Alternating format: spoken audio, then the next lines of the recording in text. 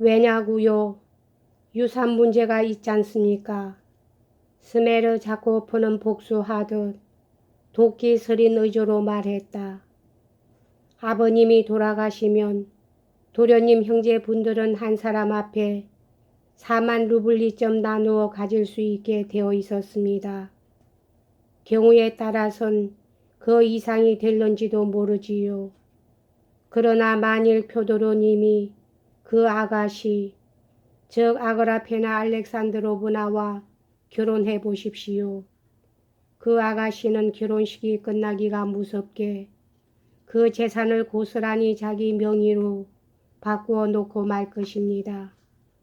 상당히 약은 사람이니까요.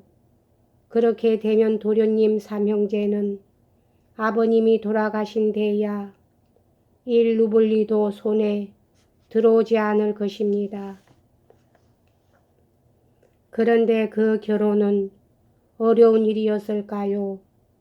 그야말로 거의 다 돼 있는 아슬아슬한 순간이었지요. 그 사람이 새끼손가락만 하나 움직이면 아버님은 그 뒤를 따라서 곧장 교회로 달려가셨을 것이 틀림이 없었으니까요. 이반은 괴로운 듯이 간신히 자신을 억제했다. 좋아 하고 그는 겨우 말했다. 봐라, 이처럼 나는 튀어 일어나지도 않고 널 때리지도 않고 죽이지도 않는다. 그러니 어서 그 다음을 말해봐. 내 말대로 한다면 드미트리 형이 아버지를 죽일 것을 예상하고 그걸 기대하고 있었다. 이 말이냐? 거기에 기대를 거시지 않고 어떠하시겠습니까? 그분이 죽이고 나면 그야말로 귀족의 권리도 신분도 재산도 깡그리 박탈을 당하고 유형수가 되고 말 것입니다. 그렇게 되면 아버님이 살해된 뒤 그분 몫은 도련님과 알렉세이님 두 분이서 절반씩 나눌 수가 있지 않습니까? 다시 말해서 두 분은 각각 4만 루블리가 아니라 6만 루블리씩 차지하게 되는 셈이지요. 그러니까 도련님이 그때 드미트리님에게 기대를 걸고 계셨던 건 틀림없는 사실이지요. 이봐, 난 지금 꾹 참고 듣고 있다. 그럼 들어라. 악당놈아, 내가 만일 그때 누군가에게 기대를 걸었다면 그건 오히려 너지 드미트리가 아니야. 난 맹세코 말하지만 내가 무슨 더러운 짓을 하지 않을까 하는 그런 기분이었단 말이다. 그때 난 내 기분을 지금도 기억하고 있어. 저도 그때 조금은 그런 생각을 했어요. 도련님은 역시 나한테도 기대를 걸고 계시겠지 하는 생각을 말입니다. 스메르 자코프는 조소하듯 빙글거렸다. 그래서 그 때문에 도련님은 그때 제 앞에서 더욱더 뚜렷이 자기의 정체를 드러내고 마신 거죠. 그 까닭은 만일 제가 무슨 일을 저지를지 모른다고 느끼면서도 출발을 하셨다는 것은 말하자면 넌 아버지를 죽여도 상관없다. 나는 방해하지 않는다. 고 말씀하신 거나 다름이 없지 않습니까? 악당놈 같으니라고 넌 그렇게 해석했구나. 그것은 또 체르 마시냐로 가신 것 때문이기도 합니다. 생각해 보십시오.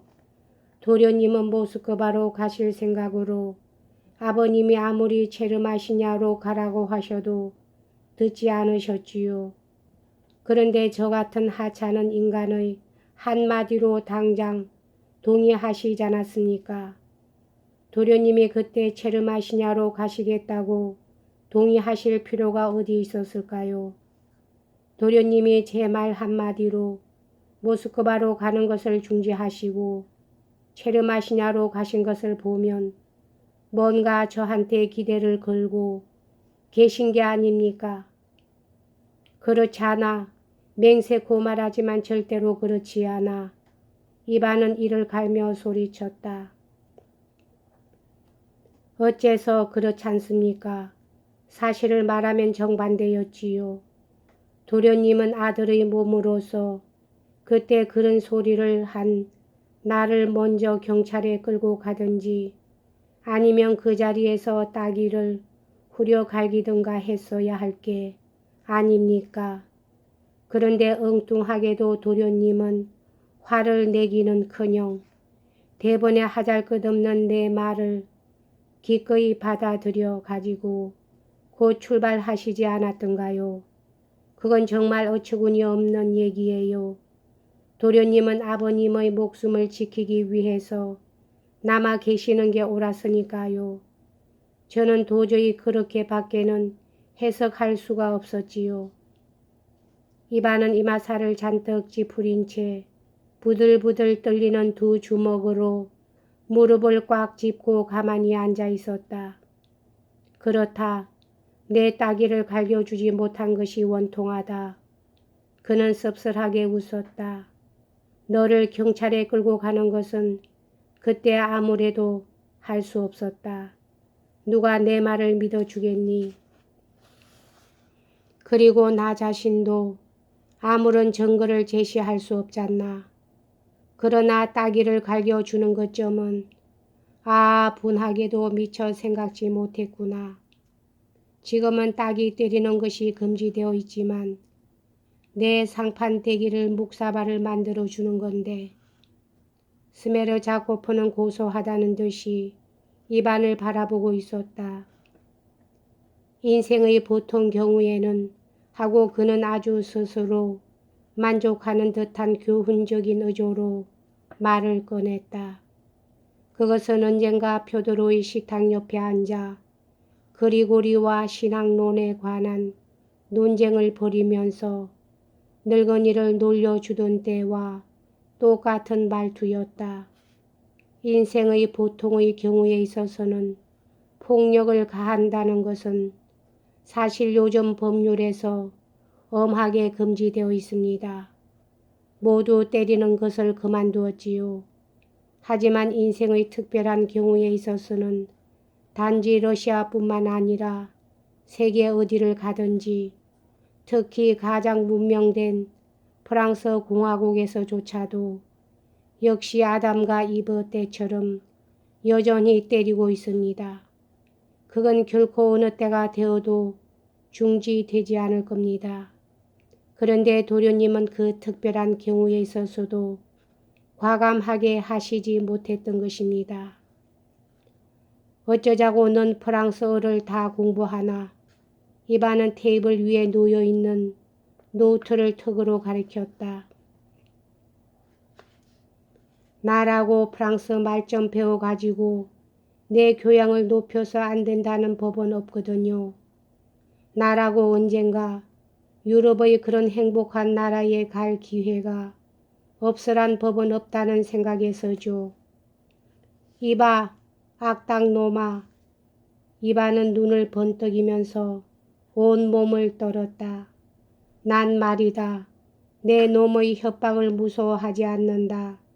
그러니까 뭐든지 내가 하고 싶은 대로 진술하려무나. 내가 지금 내 놈을 때려 죽이지 않는 것은 오직 이번 범죄에 대해서 너를 의심하고 있기 때문이야. 내 놈을 법정에 끌어낼 생각이기 때문이다. 난 지금 내 놈의 그 가면의 껍질을 벗겨놓고 말 테다. 하지만 내 생각으로는 잠자코 계시는 게 좋을 것 같군요. 내가 아무것도 나쁜 짓을 하지 않았는데 책망하실 거야 없지 않습니까? 그리고 누가 도련님의 말을 고지 들을까요? 그래도 굳이 말씀을 하신다면 나도 죄다 말해버릴 테입니다. 나도 내 자신을 지킬 필요가 있으니까요. 내가 지금 너를 무서워하고 있는 줄 아나? 내가 지금 도련님에게 얘기한 것은 설사 법정에서는 믿어주지 않더라도 그 대신 한간에선 고지 듣습니다. 그렇게 되면 도련님도 체면이 엉망이 돼버리지요. 그것도 역시 영리한 사람과는 잠깐 이야기해도 말이 통한다는 뜻인가? 응, 바로 그렇습니다. 그러니까 영리한 사람이 되십시오. 이반은 자리에서 일어나 분노로 부들부들 떨면서 외투를 입었다. 그리고는 스메르 자코프에게는 한마디 말도 하지 않고 거들떠 보지도 않고 총총히 오두막집을 나섰다. 선선한 밤 기운이 거의 기분을 상쾌하게 해주었다. 하늘에는 교교히 달빛이 비치고 있었다. 사상과 감정의 무거운 악몽이 그의 마음속에 대솟아났다. 지금 당장 스메르 자코프를 고소해버릴까? 그런데 뭘 고소하지? 그놈에게는 뭐니 해도 죄가 없잖나. 오히려 그놈이 나를 고소할걸. 사실 그때 나는 왜 체르마시냐로 갔던가. 뭐 때문에 하고 이반은 스스로 반문했다. 그렇다.